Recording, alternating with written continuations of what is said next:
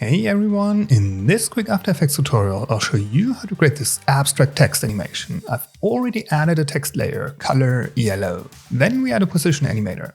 Set the position to x minus 1000. With the animator selected we add a scale property, set it to 500%. Then we add a rotation property and set it to 180 degrees.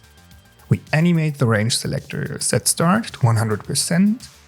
Set end to 0 at the beginning, add a keyframe to 100 at 2 seconds. We select both keyframes, add easy ease. We duplicate the text layer, add an expression to the end property. E equals, in parentheses, index minus 1 multiplied by 0.01, semicolon. Value at time, in parentheses, time minus E. Then we add a fill color animator. Hue, add, in parentheses, index minus 1 multiplied by 10. Set the blending mode of the layer to difference, duplicate the text layer,